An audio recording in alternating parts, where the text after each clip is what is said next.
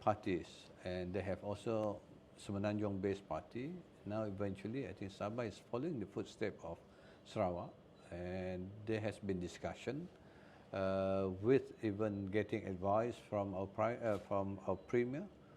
So it seems that we are getting closer in forming what we call the Borneo Bloc. Because this is important in terms of MA63, the formation of Malaysia comprises of Semenanjung, Sabah and Sarawak. So that must be translated into action, and that has to be, so the younger generation must understand these are the history in terms of formation of Malaysia. So there are certain rights given to Sabah, there are certain rights given to Sarawak, and Semenanjung to a certain extent may feel that special attention are given to Sabah and Sarawak. So rightfully we should, because that was the understanding of the forefathers when we formed Malaysia at that particular time. So when you touch on Sarawak first, which also reminds me that with the current landscape, we're looking at the rising temperature of race and religion, and more often than not, people are looking at look at Sarawak where they are now. That should be the example. In your comments, what I would like to get your views, Datuk Seri. In the current situation of the racial and religious discussion at the moment, what is your take, and how can we move forward from there? I wish all nations should be a moderate and progressive Malaysian, which means we must acknowledge when we form Malaysia, it comprises of multi-religious and multi-race or ethnic society. So with that, I think everyone must respect and understand each other. So put aside religion, put aside race. So we must look in terms of how we can bring Malaysia forward as a citizen of Malaysia. Because if we keep on talking about ethnic or racial and also religious, it can bring us apart. But the best is we need to understand each other. Look into what are the common factors that unite us. What are the things that can bring us together. These are the things that we should be looking at. If you look at myself, I studied in Saint Mary in Cebu. Saint Mary is is a Christian school, where at that particular time we were taught how to pray through the Christian religion, and also we study Bible. So, but doesn't make me to be a Christian.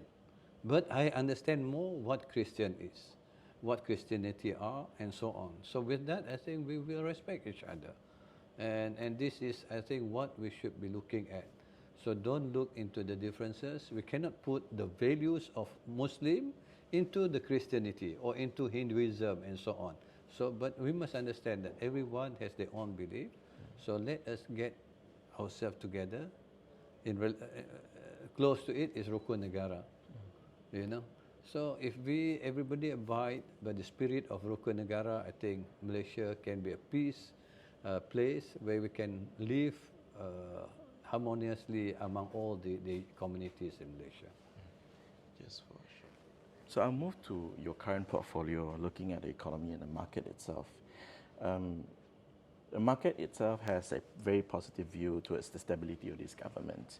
And we have also seen the Fitch reports also showing that although things may slow down for this year, but like what Datuk Seri Anwar also mentioned, we will not go into recession. But we are not out of the woods yet, because we are still in the process of recovery from COVID-19. However, Datuk Seri, Malaysia is still seen as heavily dependent on commodities, such as oil and gas. What is the country's direction in the next few years to achieve sustainability and also environmental protection? Well, as far as our ministry is concerned, for plantation and commodities, the commitment of government as far as sustainability, as far as environment is concerned, as far as all the international standards are concerned, we are fully committed. For example, we want our commitment that forests must not be less than 50% in Malaysia. And that has always been intact. Forests, we are covered, about 54% are still forests in Malaysia. Number two, for palm oil, maximum is 6.5 million acres of land. Now planted is only about 5.8 million acres. So we're not going to open up new forest areas, in particular the reserve areas and so on. That has always been the commitment. It's same goes with other commodities, including timber and so on. And thirdly, of course, our commitment in terms of sustainability. That's why Malaysia, we have introduced Malaysia Sustainable Palm Oil, which is certification, to make sure that all the palm plantation, the millers, even the smallholders, must comply with all that certification or the standard commitment in terms of the good agriculture practice, to protect our environment. The traceability issues are all there, including also forced labor. So that has always been our commitment. So with that, I think whatever product coming out will be marketable overseas. So this is where we are going also to do interaction with the European Union and even with all the international to explain to them in terms of commitment what we have been doing and so on as far as protecting our environment is concerned. Because that has been the interest of the whole world.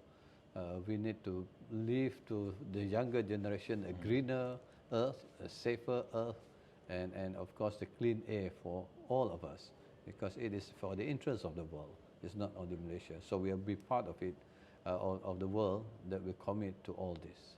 Correct. And also, over looking at the data itself, the stockpile for palm oil also increased about 3.26% last January. Looking at the CPO price itself, what is your ministry's plan to reduce the stockpile? There are a few strategies that we're looking at. Number one is, of course, exploring new markets, while at the same time strengthening our relationship with all the countries that has been close to us as far export is concerned. Which particular new markets you're looking at? We are looking at Middle East. We are looking at this one. In fact, Egypt, the ambassador came to see me. They're so keen. In fact, if you look into all the export to Egypt has been increasing, and they want to import more from us, and they want Egypt to be the hub so that they can spread it out to Africa, for example. So same goes with Middle East. Saudi are also interested and so on. So as Qatar. So these are the new market that we're looking at. But at the same time, to strengthen the existing market that we're having, we're talking about China, we're talking about Pakistan, we're talking about India. At the same time, we also need to address the concern in European Union because they're one of our big importers. So this is where the interaction or the negotiation are ongoing.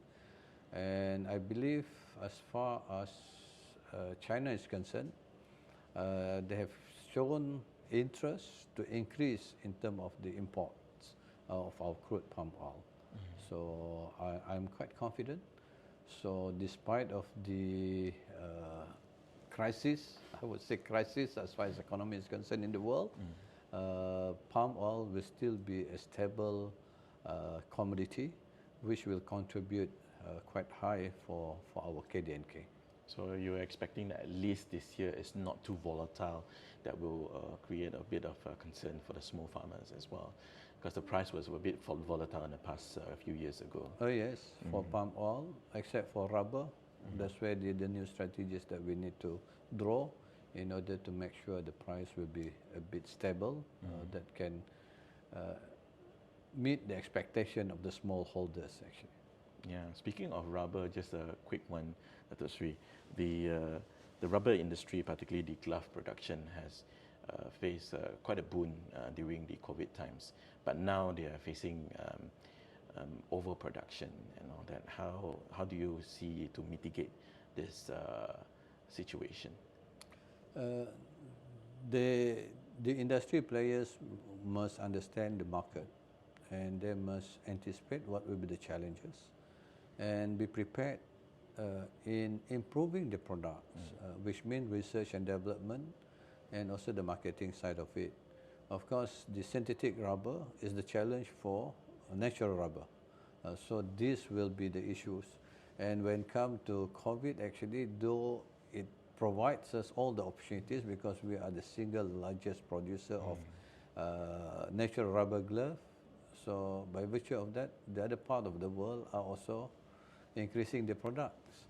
So that invites all the competition as far as production and also pricing are concerned.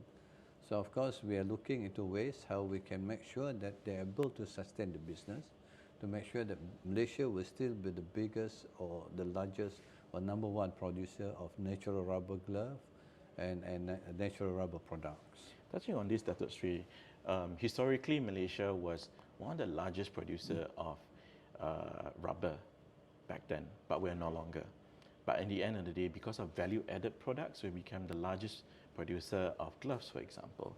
So moving back to palm oil, we are still among the largest producer, together with Indonesia, for crude palm oil. How are you looking into moving towards more value-added for palm oil, for example, producing cosmetics, food, and other products? Malaysia also, a few years ago, we signed an agreement with Korea to produce instant noodles, halal instant noodles, moving up the value chain and create more opportunities from the products of palm oil. What is the plan under your watch and this ministry? We have to strengthen our research and development, and at the same time looking into the commercialization and innovation perspective, and then to strengthen our collaboration not only within Malaysia but also abroad. For example, India are known to be quite popular in terms of medicine, producing medicine and so on. So these are the areas I think we can work together with them in all aspects of our commodity. Right now they're planning to plant also palm oil and so on. So if we can synergize the relationship with them as far as R&D is concerned, and to look into what are the medicinal side of all our commodities, so that will be the opportunities I believe that we can serve the world in terms of healthcare, beauty products and so on for all our commodities.